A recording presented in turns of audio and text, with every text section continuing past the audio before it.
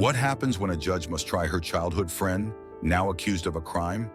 As Nathan Davis faces trial for robbery and assault, Judge Margaret Steele struggles with her duty and the painful memories of their past. As the truth unravels, she's forced to confront a broken system and a long-hidden injustice. The courtroom hummed with the usual anticipation, lawyers shuffling papers, spectators whispering in hushed tones, and the soft tap of a gavel striking in a distant chamber. Judge Margaret Steele sat at the bench, her gaze steady and professional. It was another day, another case. At least that's what she thought. Case 245, the state of Georgia versus Nathan Davis, the bailiff called out. Margaret shifted slightly in her seat, resting her hands on the polished oak of the bench. She glanced at the docket in front of her. Assault, robbery, resisting arrest. Another day, another case. Her heart had long since hardened to the steady stream of criminal cases, most of them involving people caught in a system that seemed to swallow them whole. But then, as the defendant was brought in, Margaret's world tilted. The man standing before her, shackled at the wrists and ankles, was not just another face in the crowd. It was Nathan Davis, her Nathan. Her mind spun in disbelief, memories flooding her all at once. Summers spent biking down the dusty roads of their hometown. Late-night talks under the oak tree in her backyard. The promises they made as children to always have each other's backs, no matter what. The boy she once knew was no more. The man before her was a stranger, worn down by years of hardship. But his eyes, the deep, soulful eyes, were unmistakable. A lump formed in her throat, and for a moment, she felt the heavy weight of the past pressing down on her chest. Nathan's gaze flickered to hers, and for a brief second, something in his eyes changed. A mix of shock and resignation. Recognition. But he quickly looked away, his head bowing slightly. Margaret's grip on her gavel faltered. She was used to remaining composed, to keeping a clear distinction between the personal and the professional. But this was different. The courtroom waited in hushed silence. "Mr. Davis, you stand accused of assault and robbery. How do you plead?" Margaret asked, her voice steady despite the sudden turmoil inside her. Nathan's voice was rough, almost unrecognizable. "Not guilty, Your Honor." Margaret's heart pounded. She wanted to stop everything, to ask him what had happened, how his life had taken such a drastic turn. She wanted to demand answers, but she couldn't. Not here, not now. She was a judge, and her job was to remain impartial, to uphold the law. She forced herself to speak. "Proceed," Margaret said, her voice betraying none of the unease she felt as the prosecutor began their opening statements. As the prosecutor spoke, Margaret's mind raced. This wasn't just any case. This was Nathan Davis, her childhood friend, the boy who had once shared her dreams of a future beyond their small town. And now he was here, standing trial for a crime she wasn't sure he had committed. The prosecutor described in cold detail the alleged crime. Nathan had entered a convenience store in downtown Atlanta, assaulted the clerk, and stolen cash from the register. The evidence was circumstantial. Nathan had been arrested nearby with cash in his possession, but there was no physical evidence directly linking him to the crime. Margaret's mind drifted back to their shared past, to the summer days they spent together before life had pulled them in different directions. Their families had lived on opposite sides of town, her family in a modest house with a white picket fence, while Nathan's lived in a weathered home on the edge of town, surrounded by fields. Their friendship had been an anomaly, one that both sides of the community had disapproved of. But they'd persisted, their bond growing stronger despite the pressure around them. Then came the day when her father had found them together on the porch. His voice had been cold, commanding. "Margaret, come inside now." She had hesitated, looking at Nathan, who stood frozen in place. "Go on," he had said quietly. "I'll see you around." But they hadn't seen each other again. Not really. Her father had forbidden her from seeing Nathan, and soon after, Nathan's family had moved away. Margaret had thrown herself into her studies, her ambition pulling her away from her hometown and toward a career in law. She'd always wondered what had become of Nathan. What had happened to him after she had walked away, shutting the door on their friendship? As the prosecutor continued, Margaret tried to focus. She couldn't allow herself to become personally involved. She was a judge now, and her job was to ensure justice, not to dwell on the past. But how could she separate the girl she used to be from the woman she had become? How could she separate the memories of Nathan from the man who stood before her now, accused of a crime she wasn't sure he had committed? Margaret sat at the bench, trying to focus as the trial proceeded.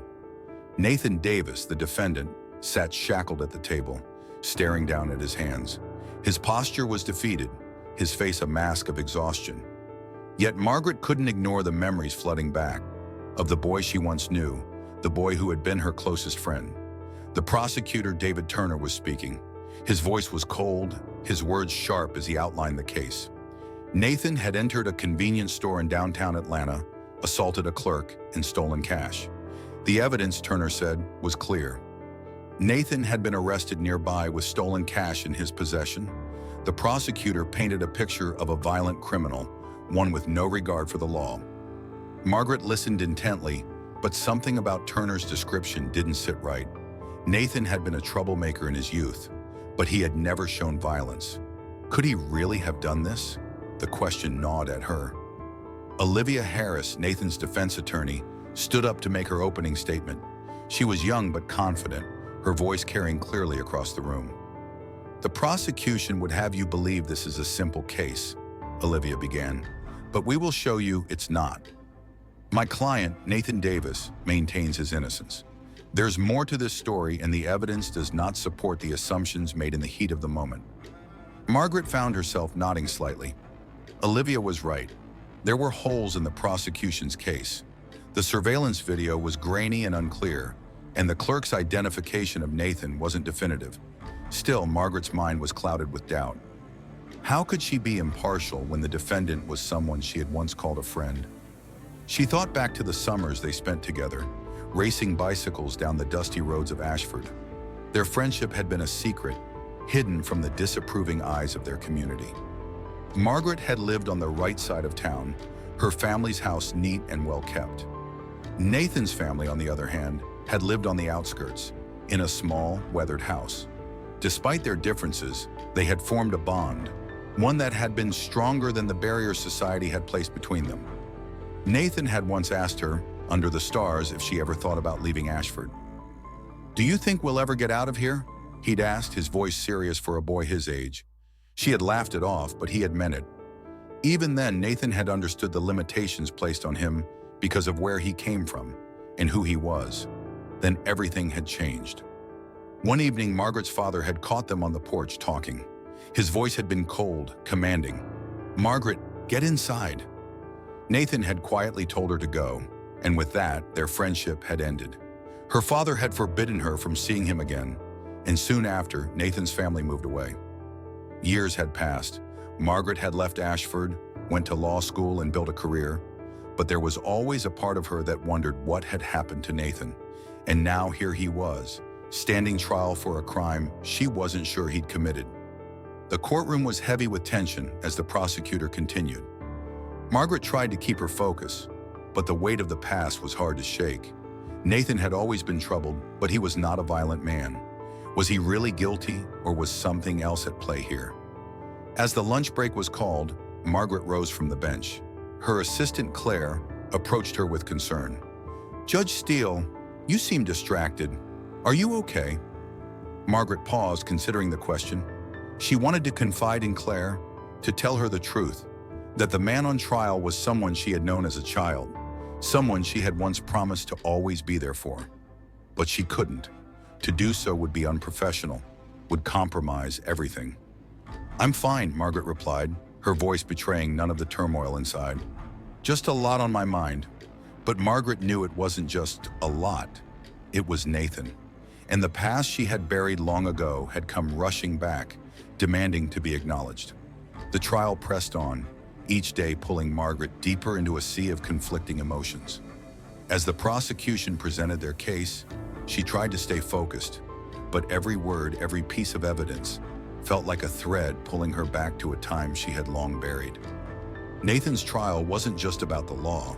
It was about her past, about what had happened to the boy she used to know. David Turner, the prosecutor, had presented a compelling case. The store clerk had identified Nathan and the video footage from the convenience store.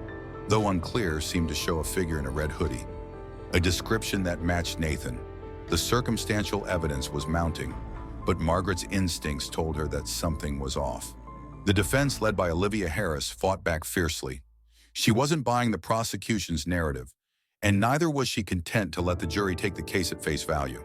Her cross-examinations were sharp, pressing witnesses on inconsistencies in their statements, peeling back the layers of doubt the prosecution had tried to bury.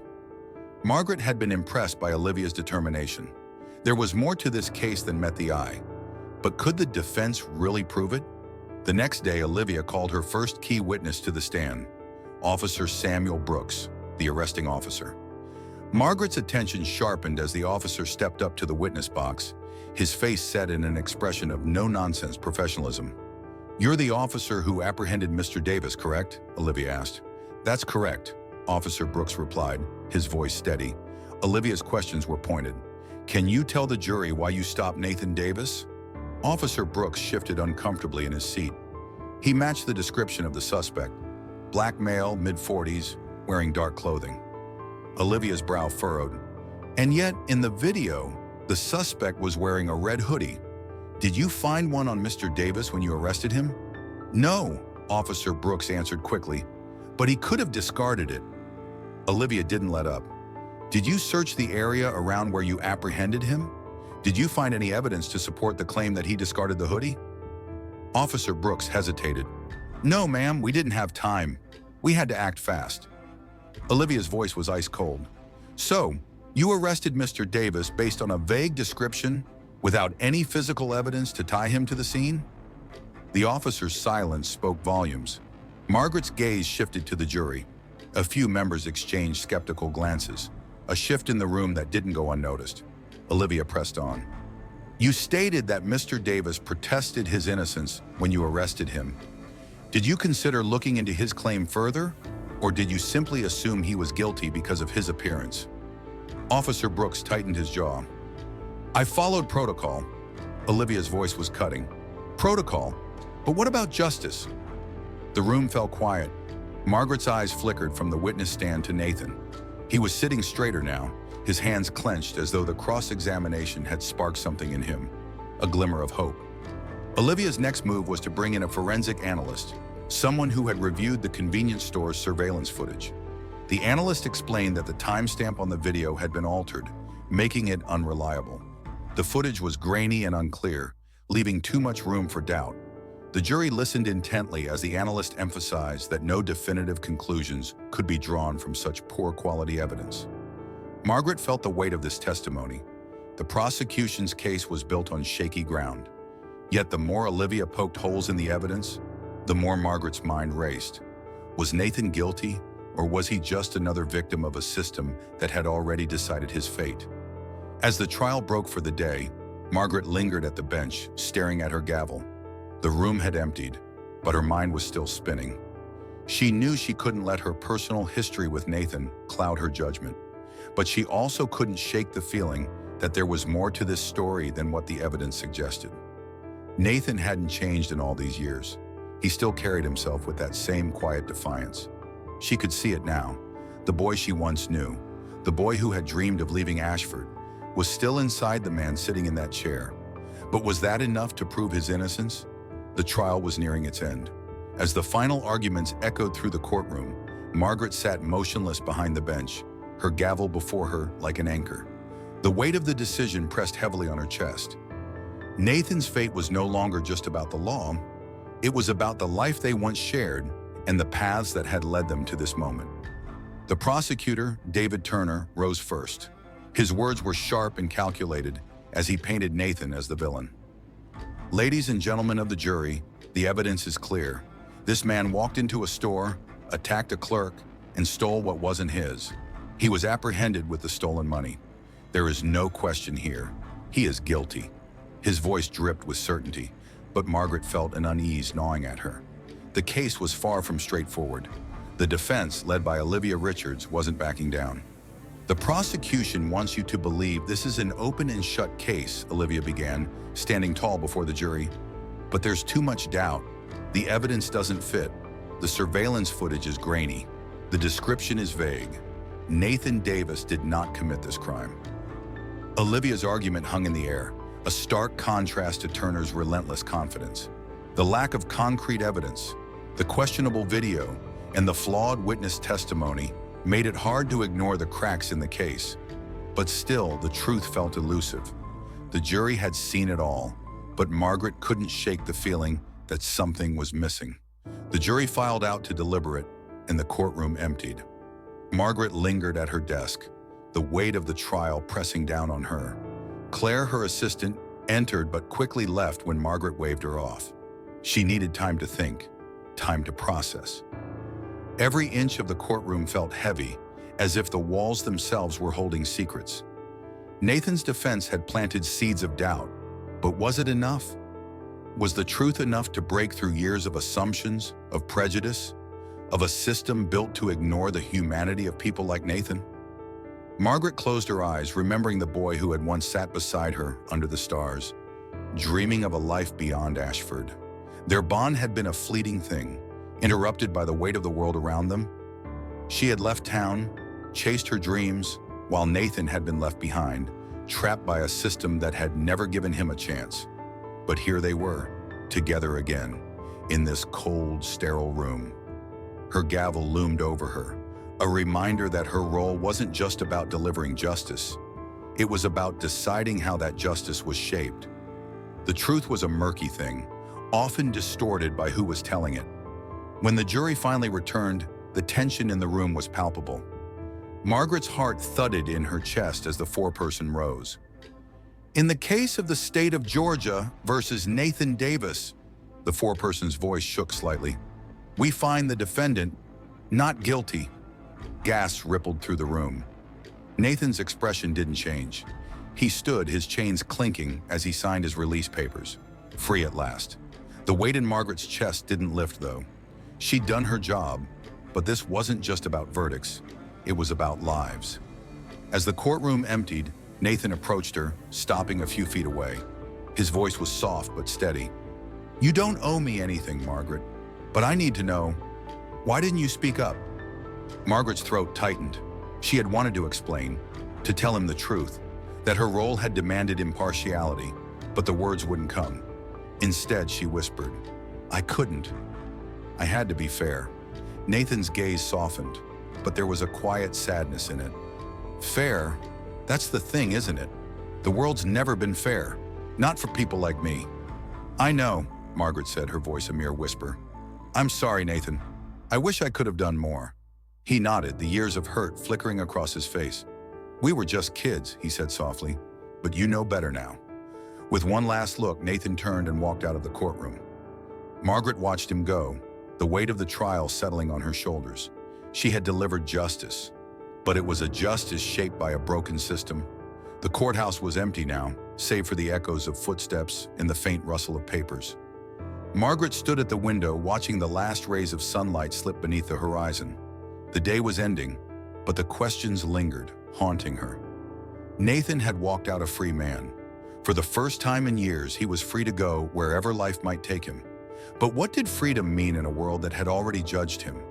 What did it mean when the justice system, the very thing that was supposed to protect people like him, had failed him time and again? The doubts that had crept into her mind during the trial still weighed heavily on her. Margaret turned away from the window and returned to the desk, running her fingers over the smooth wood. She'd done her job, hadn't she? She'd made the right decision, based on the law, but somehow it felt incomplete. Nathan's story didn't end with the trial. He was free, but he still had to live with the consequences of a life defined by the system's failures. The clock on the wall ticked steadily, reminding her that time had moved on. Yet she was still stuck in that courtroom, with the faces of the jury, the prosecutors, the defense, and most importantly, Nathan. The man she had once known as a boy, someone who had made her believe in the possibility of a better world. How had it all gone wrong? A knock at the door interrupted her thoughts. It was Claire, her assistant, holding a stack of papers. You're still here? Claire asked, her voice soft with concern. I thought you'd be gone by now. It's late. Margaret gave her a half-hearted smile. Just thinking. Claire stepped inside, setting the papers down on the desk. I know this case was hard on you. You did what you had to do, Margaret. It wasn't your fault. I know, Margaret replied quietly. But did I do enough? Was it enough? Claire looked at her with understanding, though she couldn't possibly know what Margaret was feeling.